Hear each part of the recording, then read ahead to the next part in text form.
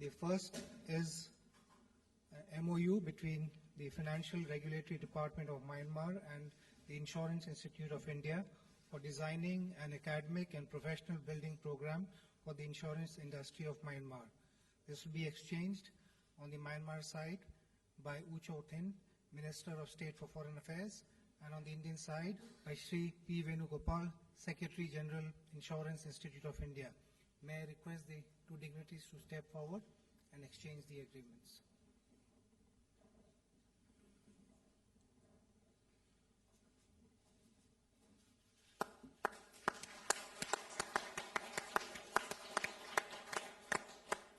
Thank you, Excellencies. The second agreement is a MOU on cooperation in the field of power sector. This will be exchanged on the Myanmar side by His Excellency the Minister of State for Foreign Affairs, U Cho Thin, and on the Indian side by Shri P.K. Pujari, Secretary, Ministry of Power. May I request the dignitaries to please step forward.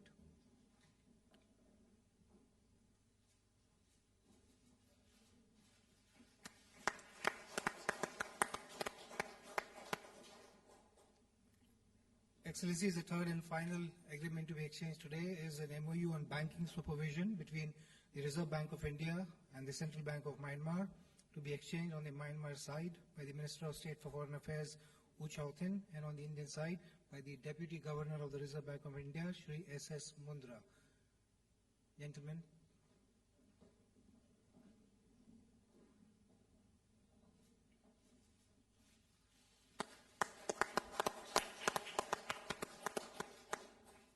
Excellencies, this concludes the exchange of agreement ceremony. Thank you. I will now invite my colleague spokesperson of the Ministry of Foreign Affairs to take the proceedings forward. Good afternoon, ladies and gentlemen. We will now have press statements by the two leaders. May I first invite the Prime Minister of India, Shri Narendra Modi, to deliver his press remarks. Your Excellency, State Counsellor Dr. Aung San Suu Kyi, distinguished members of the delegations, members of the media, it is indeed a great pleasure for me to welcome Her Excellency Dr. Aung San Suu Kyi on her first state visit to India. Excellency, we are no stranger to the people of India. The sights, the sounds, and vibrancy of Delhi are familiar to you. Welcome back, Excellency, to your second home. Excellency, you are an iconic leader. Your clear vision, mature leadership, struggle, and eventually success in establishing democracy in Myanmar has inspired people across the world.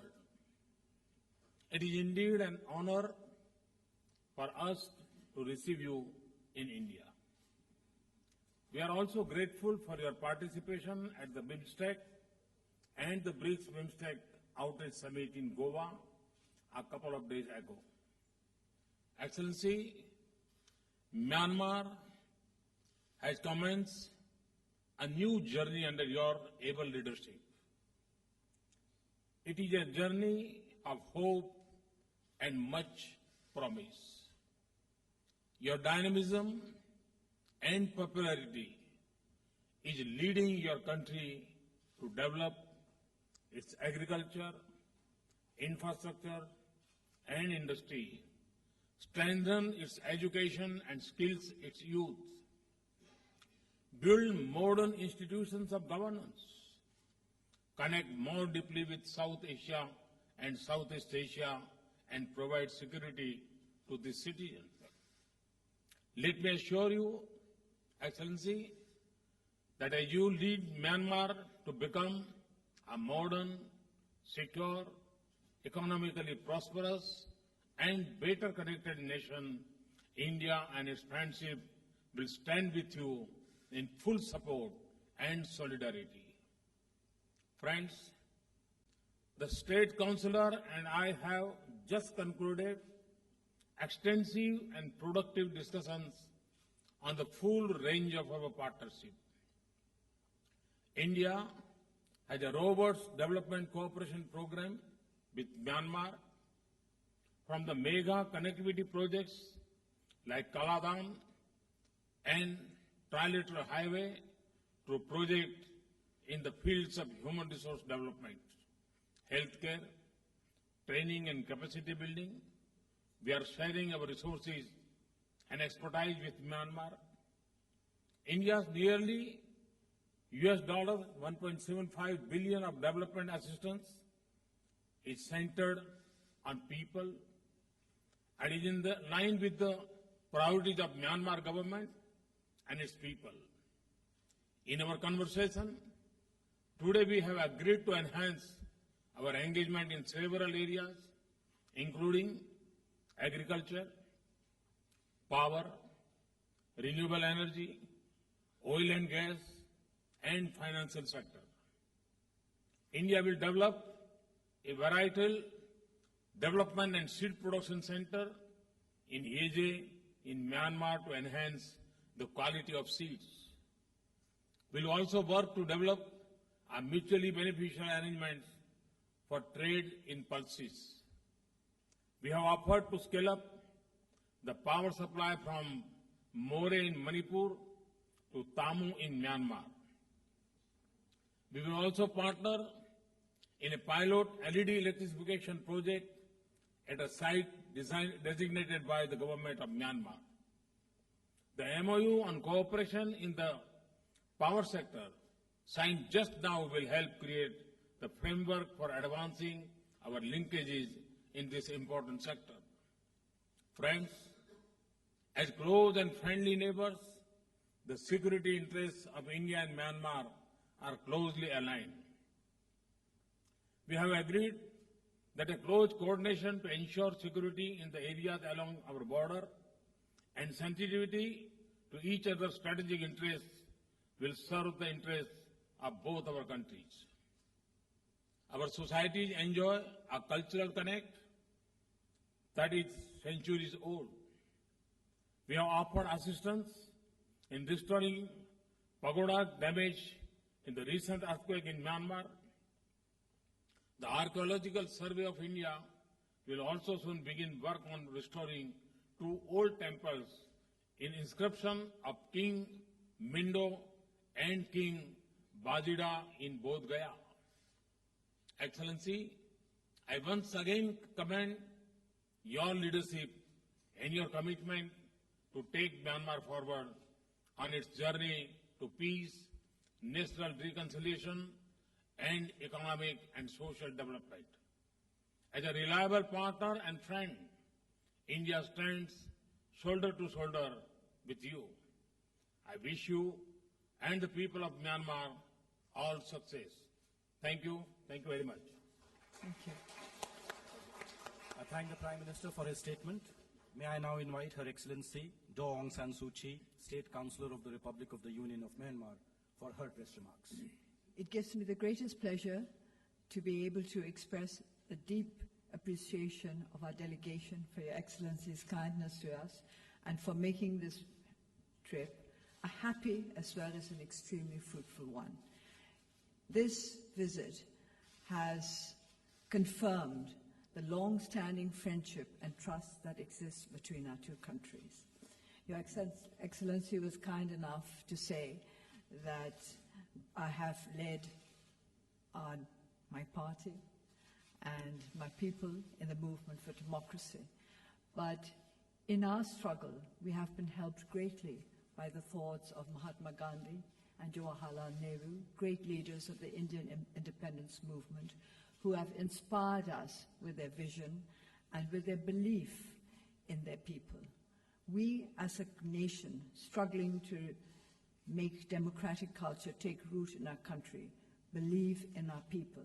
Without a belief in our people, we could not think of setting up a democratic system of government.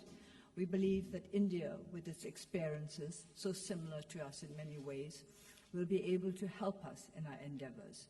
As Your Excellency has outlined, We are going to be cooperating in the areas of construction, energy, agriculture, archaeology, education. A very, very wide range of subjects were covered during our discussions over the last couple of days. This morning, when I spoke to the Indian business community, I urged them to invest in trust.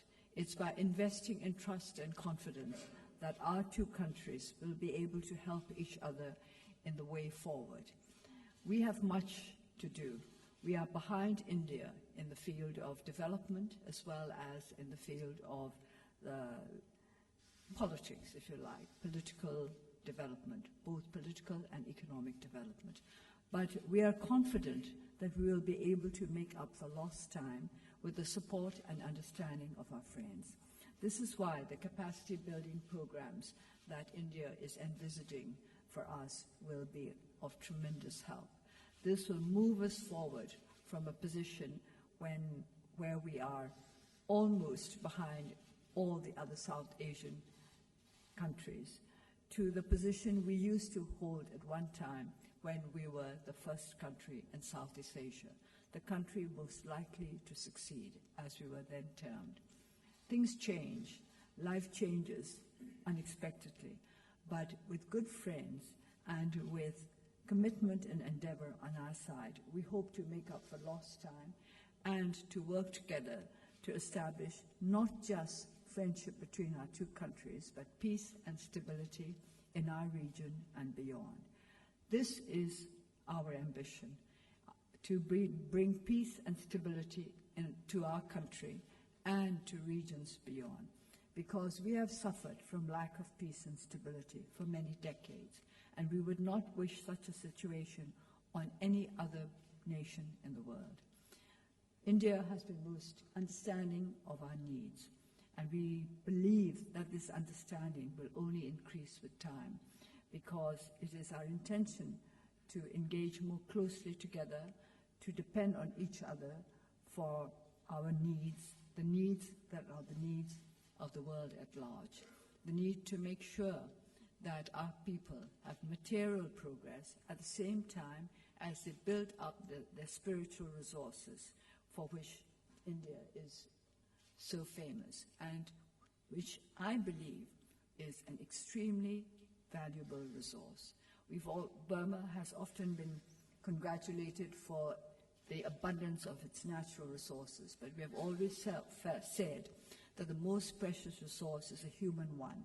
It's our people who are most important. We will run out of natural resources in time, but our people should always be there to take our country forward.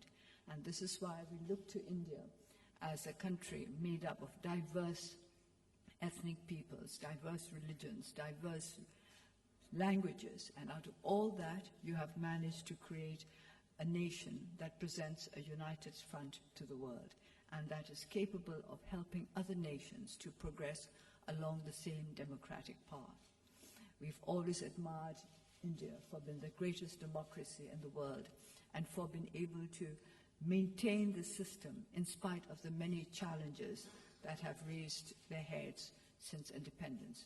We too have many challenges to face, but we are confident that these challenges can be overcome because our people are determined to overcome them.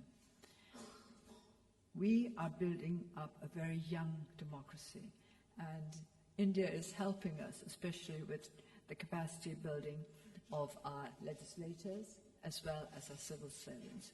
We need both. We need to build up the capacity of our legislators to make sure that rule of law is established firmly and fairly in our country. I must explain that rule of law in Burmese, in Myanmar, translates as rule of just laws. It's not just any law, just laws, we say, a rule of just laws, and this is what we want. In order to have just laws, we need a legislature that has the capacity to make sure that our laws are just. And for this also, we looked to the experience of the Lok Sabha and other legislative bodies in this land. Apart from just laws, we need the implementation of these laws, which means capacity building for our police force. And this is another area in which India is very kindly helping us and which we appreciate greatly.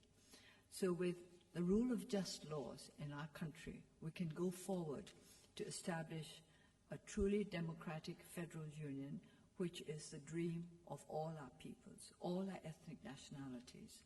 We have been trying to bring peace to our country for many decades. We hope that the time has come for us to be able to say, we have made it, we have made the breakthrough, we are now firmly set on the path to a union that will be a union for as long as the world endures.